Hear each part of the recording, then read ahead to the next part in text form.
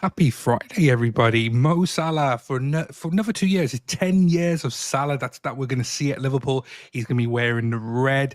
He's going to be breaking records. Only Mo Salah. That's the thing that we're going to be hearing for the next couple of years. You know, we've got Premier League defenders already kind of giving their instant reaction on their own little account saying, oh my God, we've got another 2 years of Mo Salah. I'm joined by the brilliant Stu. We're going to talk about it. All the permutations, the things that this Mo Salah deal gives us as a club, as a management team for Arne Slot, for Richard Hughes, for Mickey Edwards. What this actually means, and we're going to get into it. But first of all, Stu, how are you, mate? I'm good, man. I'm good. A lot better after that news this morning. Yeah, exactly. I'll be the first to admit that as it got to this point, I was pretty much fully accepting that they were gone. You're not the only one, though. You're not the only one. I know there's plenty of fans over, and I don't think. Well, I know I'm not alone in that thought. It got to this point. It's just like it's so late in the day, so late in the season. We all know this should have been sorted out months and months and months ago, but I suppose that's just the way contracts, business and works, negotiations go sometimes. Sorry, I was just going to say, did you hear Arne Slot today in the presser and what he said? No, I haven't had the chance to watch it yet, actually, so I've missed it. So what he said was, he kind of a bit of a smirk, and so the question was around his involvement and how happy he was. Essentially, he said he's known for ages because obviously he's there at the table talking with Mo, with agents, etc., etc. So he's been quite calm about it, essentially. So it's been on the table for a long time, and I think that's the thing that we probably need to try to get across to everyone. Everything's in hand as much as we can. Well, that's the thing, though. Like, so because we've got to this point, and as I say, I know I'm not alone in thinking that, okay, it's got to this point, it's looking more and more likely that they will leave. But it was one of those, I always thought out of the three of them, it was always going to be those two that were going to sign, first and foremost. Who's the other two? Who's the other one? Well, I don't know. Who's that going to be? Let's just wait for the official announcement of that. But yeah, I think... Well, James Pearce has pissed on everyone's chips, hasn't he, this morning? Well, has he? I don't know. Yeah. I don't really follow him that much, to be fair. When it comes to reporting on Liverpool stuff, so yeah, I'd treat that with a pinch of salt, so to speak. Again, the conversation obviously led from Mo Salah to Virgil in the presser today, and Arne Slot kind of essentially alluded to everything's all right. I'm happy that it's going to get sorted.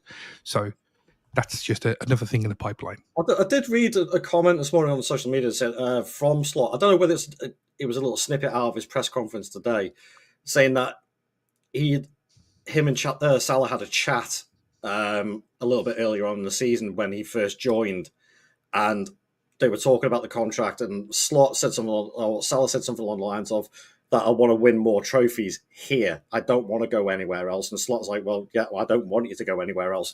I think by that point, even that early on in the season and that early on in negotiations, it was a done deal then. It was just all about getting the dotting the I's and crossing the T's, so to speak. And exactly. If the wages are to be believed, I thought he was actually going to stay the same or have a little reduction, but it doesn't look like that. It looks like he's actually had a bit of a rise in... Yeah. And potentially. Whether you can believe it or not, I don't know. It's it's like when they're banding financial figures around left, right, and centre, you just don't quite know what to believe. But either or, it's a good day. The king is staying. He's going to get his testimonial out of it as well. Yeah. What a testimonial that's going to be as well. And records. There is 2 more seasons and the rest of this season to push on for those records. Can he beat Shearer? That's the big one. I definitely think he's got Kane in his sights, hasn't he? Yeah. So, going for the second spot, I think it's only 30-odd goals left to try to get over Kane. From a personal perspective, from a Liverpool perspective, he's definitely got other people's. Ian Rush is not. Is a little bit too far, but he's going to be looking at those kind of personal records from a Liverpool perspective. Not just from a team perspective itself. It's going to be personal accolades that he wants to achieve. for the next 2 years. Exactly. I mean, I'm just looking at the list now. So yeah, he's number 5 at the moment. He's only 3 goals off Andy Cole. Yeah, So I think we 7 games left of the season now. Is that yeah, right? yeah. 7 games left of the season. 3 goals in 7 games, or 4 to beat it. Hmm. And for him to push up into number 4 spot, I think is very, very doable. Attainable. Yeah, Yeah. Then Rooney is third with 208. Kane on 213. I think he could probably get past both of them next season, all being well, and then push on for Shearer at 260. Now that is a tough one. that's a tough one. That's a phenomenal total when you think about it, actually. But Well, records are meant to be broken. yeah, exactly. They are there to be broken, and that's kind of the points I've written down as to what I would like to discuss. And I think the 2 points essentially are interlinked. So the first one is 2 years of stability. So from a Liverpool perspective, from a squad perspective, we now know this is going to be Mo's last major contract. Not to say that he may say, I still want to play for another team in another country, whether that's Saudi or America. That's still a possibility. But from a club perspective, the drama that we've had certainly since October time this last year, this season, it's been a continuous conversation about the contracts, and it's kind of buried. It burns people's head out a lot of people's heads out, and that's where that issue is now resolved. And then the second point is, are we going to get 2 years of the best Salah? It's always a risk. There's lots of pros to a 2-year contract for Mo, but do you think we can get the best out of Salah for the next 2 years? Yeah, I mean, you look at the way the guy looks after himself more than anything. The guy is absolutely and utterly shredded. In fact, I think he looks fitter now than he did when he first joined. Yeah, if that's even possible. He looks after himself in such a way that is like sort of Ronaldo-esque, in that he just eats the right stuff. He's constantly training, keeping his body in the best possible shape that he possibly can. And with the next 2 years, I mean, when that new contract does run out, that will take him up to when he's 36.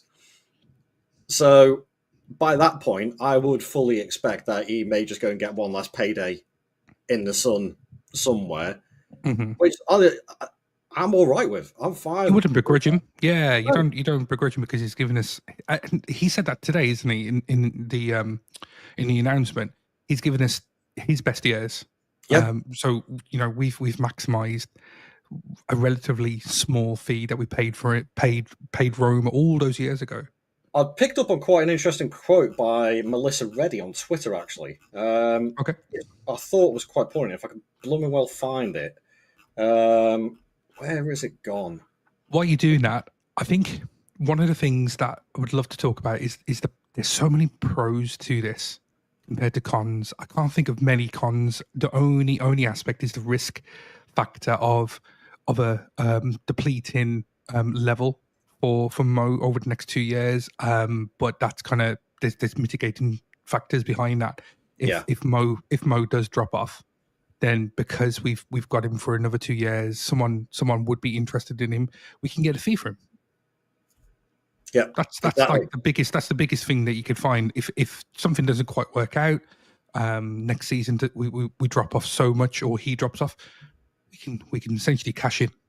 I think, like, sort of from my perspective anyway, I still this 2-year contract has been dragged on so long. If he was to say go through next season, done into the final 12 months of his contract, and Liverpool decided to sell him, I think I would be more annoyed at that. I want him now to reach that 10-year point and his testimonial point for me more than anything, because he's a player that deserves it.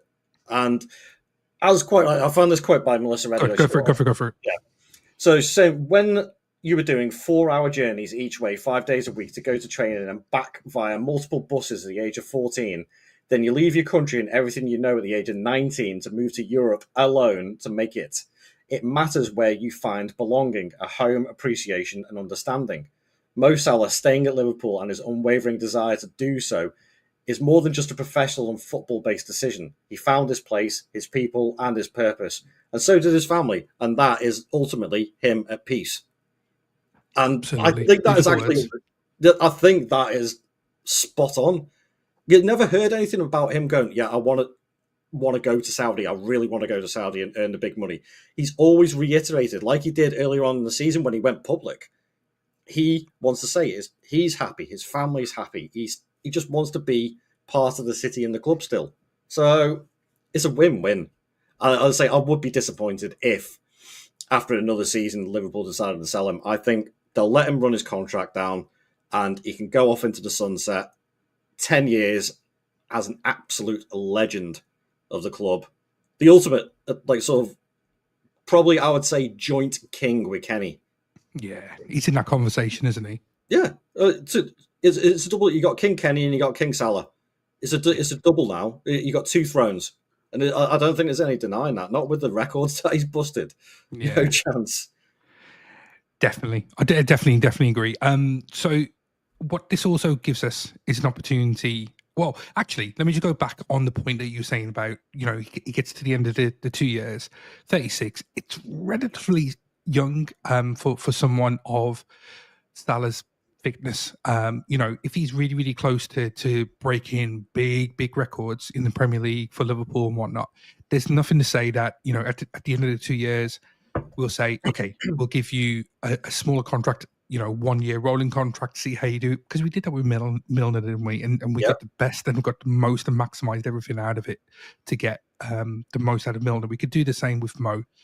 If he's really close, he can then play second fiddle, kind of be more phased out, but still kind of involved in league titles, in Champions Leagues, and whatever it is from a team and from a personal perspective. He could be definitely around that conversation as well. So there's so many more pros to this. The positives definitely outweigh the negatives here. Yeah, I mean, I would not be surprised in his contract. I don't. It's obviously not that side of it's been made public, like all the details of it. But I wouldn't be surprised if there's something in there that in his final 12 months of the contract, if he plays like 60-70% of the games in that final season, he gets an automatic 1 year extension, or there is an optional 1 year extension. That wouldn't surprise me at all if that was in there. Because it's not only that, you're right, the influence that he has around the club is very Milner-esque now. He has that aura about him. And sooner or later, I mean, again, some Liverpool fans didn't think this was going to come around at all, and they're all in a panic about how we're going to replace him. And we kind of did get caught on the hop a little bit this season with all the contracts, trying to get sorted out. But now we've got a little bit of time to find that replacement, that person who will fill those shoes. And it's important we get that right as well. There's a lot of players out there that I think can do it, but it's getting the right one for the club more than anything else. And I agree. I don't want to talk about replacements for Salah at the end of the day, but he will be that like godfather role for whoever comes in and be like, right, okay, this was my role, I'll guide you, blah, blah, blah, all that sort of stuff. So again, that is another positive. We have somebody there now in Salah who can help guide whoever is going to take over him. Because it's going to happen eventually. Yeah, exactly. So another positive to this is that because we don't need to fork out money for a right wing forward, whatever you want to call it, it allows us to focus on other areas of the team, of the squad. And we saw a really fantastic example of a player playing last night for Frankfurt, Hugo Ekitike. I'm really very, very much on the bus. Sorry. Yeah, on the bus with that one on the coach. With that player, it allows us the opportunity to focus funds towards replacements for other areas, right back, left back, central defence is one that's been mentioned as well today with a Bournemouth player.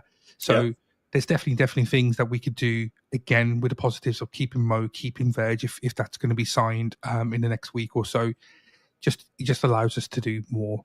Another thing, from a club's perspective as well, something that I don't think the club have done quite well in terms of maximizing the Mo brand. I think it's something hopefully they've renegotiated in terms of media days with Mo. Now, I don't know what your thoughts are, but I think it's really, really important that Adidas are back in with us next season, because I'm sure Mo's sponsored by Adidas. The boot deal that he has is with Adidas. Yeah. He's obviously done retro shirt, photography, model shoots, whatever you want to call it. Yeah. Where he's kind of worn the old retro Adidas kits. And I think it's really, really important that because we've got Adidas, we maximize the Mo brand, because that brings us more money in the long run, and that kind of pays off his contract and allows other things to happen as well. I think that's hugely, hugely important that the club have worked that out, and so we can get more media days out of Mo, because it's really hard for them to get him. Whatever days they do get out of him, it's not been something that we do as a club.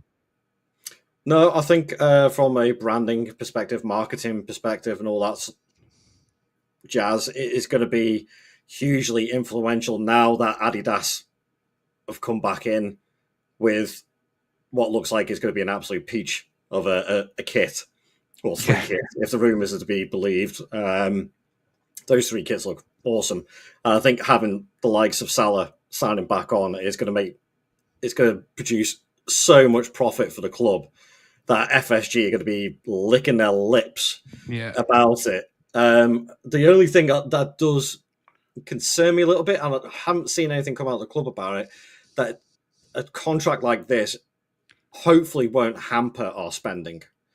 I don't think it will, looking at the way the articles and the journos have been saying about the contract situation has been slightly separate to what our transfer activity is going to be in the summer. I just hope they don't use that as an excuse when it comes to the end of the summer and perhaps we haven't hit one or two of our targets, because that kind of is almost what FSG do sometimes. Yeah. And it has been known. Yes. It has been known, to say the least.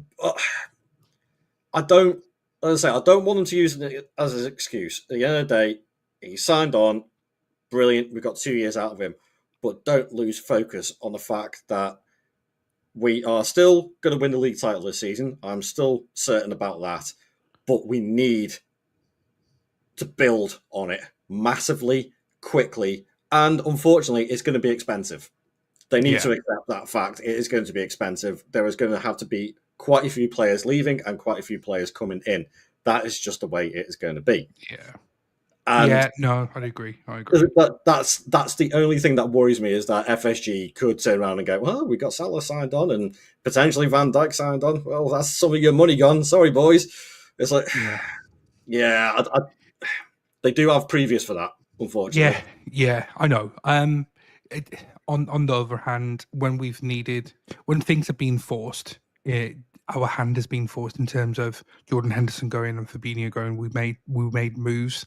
And signed, four really, really good players for the midfield. Three certainly, who for the majority of the season in patches have been world class. Thank you very much, George Spacker, for that one. Yeah, exactly. So I would suspect that it doesn't make a massive impact to, a big dent to the coffers in that respect. I think we still will play a clever game. Whether this means, we don't go for Isak and we go for a Hugo Ekitike, then fine. That's okay with me. It's just a case of getting the right players for the right positions. And I guess that kind of leads on to what we want to do for the rest of the summer. You're pretty confident that Virgil's going to sign, right? Oh yeah. I think that's an absolute certainty. It's not a case of if, it's just going to be a case of when, more than anything. Trent, on the other hand, I'm a lot less confident about that. Hell of a lot less confident. I just don't know how that's going to go. I really don't. It's interesting though. So the last couple of days, so he came in. There was a photo of him going to training, and in a couple of books. So he had one where he was holding a Bobby Firmino book, Yes, and then yeah. and then in a bag he had a Steven Gerrard book. So that's it. Maybe we're just reading too much into it, but it's interesting that he's purposely shown that there's no hiding from the fact that he knows what he's doing in Yeah. terms of the profile that he's putting out there. He's remained quiet personally, but there's been far too many leaks, whether that's from his side, from Madrid side, that it's likely that he's going to be leaving. The other thing I like to have in the back of my mind with this whole situation is when it comes to leaks and things like that, Real Madrid are nasty when it comes to Notorious. getting what they want. They will do all the most dirty, underhanded tactics. They'll use their own press through Marca in Spain. And then that feeds through to Sky and then Sky over here. And then any little rumors and tidbits, it is all down to them. It will come from them because they like to stir the pot. And the thing is, for the vast majority of the time, they're allowed to get away with it when they shouldn't. Yeah. And that does annoy me because they think they're Billy Big Bollocks on the European stage because they won so many Champions League trophies. Yeah, well done. How do you do that? Sniping players from other clubs in dirty ways. It doesn't make them an honourable club or anything like that. In fact, I don't think they're an honourable club in the slightest. Yeah. And this, again, this whole saga through the season, and again, it's overshadowed what we've achieved. And we've almost achieved a Premier League title. It's exactly the number 20, the big 2-0, the equaler of Man United. It now means, or it will mean, that any United fan can't go to us and go, we got more league titles than you. No. Yeah. We're equal with you now, and you ain't getting anywhere near a title for at least the next 10 years. So that's what annoys me about Real Madrid and their press system, is that it all comes from them to stir the pot, and everybody lets them get away with it. And I don't understand why. They did the same with Tchouaméni, they did the same with Bellingham, they did the same with Mbappe in recent years. And now they're doing the same with Trent. So I think they're a disgusting club. I don't like them. As for actually what's going to happen with Trent, I'm not surprised he's having his head turned. There's a lot of convincing factors. I get that. But it comes down to me, for the end of the day, he's a Scouser. Why would you want to leave your boyhood club? Not according to Paddy. That was quite funny, wasn't it? Oh, yeah, it was. It was. But I look at it from the perspective. I grew up on the Wirral. I'm virtually a born and bred Liverpool fan. I grew up there. I grew up in the 80s when Liverpool was still dominant and ended up supporting them all the way through the crap of the 90s and the noughties with a couple of little smatterings of decent trophies here and there. Yeah. So now, if you're a Scouser in the first team and producer, I just don't understand that mentality. I really don't. He would have a statue, outside of Anfield. Exactly. Come the end of his playing career if he stayed. Yeah, he would. He would. And he'd probably break not that he hasn't broken assist records already, but he'd go on to just absolutely cement himself as one of the most creative attacking fullback / defensive midfielders, whatever you want to call him, in football history. Exactly. Yeah. And he goes to Madrid, possibly gets lost in the noise of Madrid, and do you think his defensive frailties are going to be covered up as much? Nope. Yeah. Well, in Spain, they will hammer him. Yeah. Exactly. The fans will turn on him very, very quickly. It's interesting to see how this is going to play out, but I don't actually think an announcement on that is going to be made until the end of the season. Myself. Yeah, I know, but if Verge signs, in the next few days, then it really is just a case of Trent needs to, if his head has been turned and he is going to be playing for another club, come next season, he just needs to come out and say, guys, this is it. This is me. I've enjoyed the journey. Thank you for everything, but I just want to try something new. If he comes out with that, he should have done that a long time ago. If that is the case that he does want to leave, but You can't have this lingering kind of. It's that bad taste, isn't it? Come the end of the season, he's going to be lifting a trophy when still hasn't been announced and he's not kind of agreed to anything. Just be open and honest. Yeah, being open and honest, I can respect a lot more than the cloak and dagger stuff. It's that's the way I look at it. I just everyone tries and compares that situation to like sort of Steve McManaman or Michael Owen leaving. Slightly different. McManaman was trying to be he was being forced out to club a year before to Barcelona, so there's different factors there. Yeah, it's a different situation, and as I say, open and honesty for me. Just tell it as it is. If you want to go and try something new, like you say, just come out with a statement and say, "Thank you very much. The club is still really close to my heart. I want to go and try something new." Fine, I can accept that. Just not the. I don't know whether I want to or not. It's like, just come on, man. just get it sorted. It's exactly one way or another. I'd rather know. And if it is just a case of he was waiting for Mo and Verge to sign to see what's going on with the team, and he resigns, he will need to kind of reconvince a lot of Liverpool fans of his status with them. So there's a lot of work that he would need to do. But that's a conversation for another day if it does happen. Today is all about Mo and signing on for another 2 years, which is just great news. Is there anything else? Is there anything else that you wanted to kind of cover off? I've covered off all my points. I'm really happy. I think the whole reveal in the center circle with the throne in the middle was quite a nice. I like that touch. That was quite nice, actually. To be fair, yeah, it's very ostentatious, but still pretty well done. He is the king, though, isn't he? He is now. He is the king. He is. There is no doubt about that, and I think this will revitalize him for the rest of the season as well. I hope it really revitalizes the team and the fans, because we've possibly gone through the mill a little bit, and that's been a bit of a downer for the last kind of four fixtures that we've had. I know that atmosphere at Anfield on Sunday is going to be amazing. I hope so. I hope it's one of those. Actually, you know what? That's a really good point, wasn't it? The last time that Mo signed, we played Chelsea. I'm sure it was Chelsea. Straight after, and Mo scored an absolute blinder, 2-0.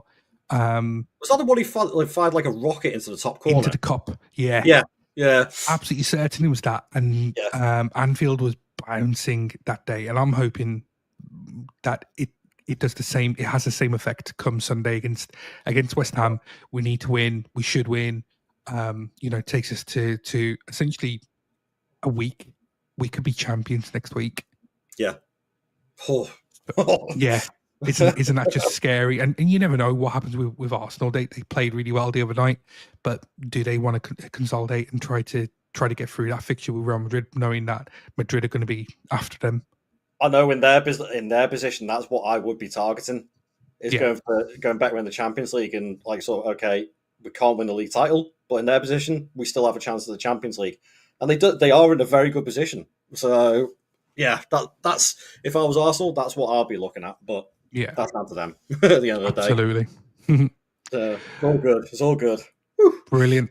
Right, so we're gonna call it a day on the chat. I really want to thank everyone in the comments for dropping their thoughts as well. Stu, thank you for coming on today, talking to me, giving some absolutely brilliant insights as well. So we'll be back. I'm sure we've got a big game on the weekend, so we're going to try to get another stream out just to talk about the West Ham game in the sense of previews and get some thoughts as to team selections and score predictions. Let me just get yours really quickly if we don't talk there, Stu. Score prediction for the weekend. I'm definitely go for a Liverpool win. I'm going to go Liverpool win, and I'm going to say 4-1. Oh, okay, cool. I'll go ballsy on this one. Yeah. I think there's going to be. I think that the team are going to be revitalized from this news, and I think it's just a case of final stretch. Let's get it done.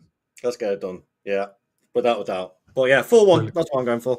Very good. I'll take that. I'll take that definitely. I'll take a 1-0. I just want to get 3 points. Just 3 That's all points. I care about. That's all I want. Right. I'm gonna let you enjoy the glorious weather.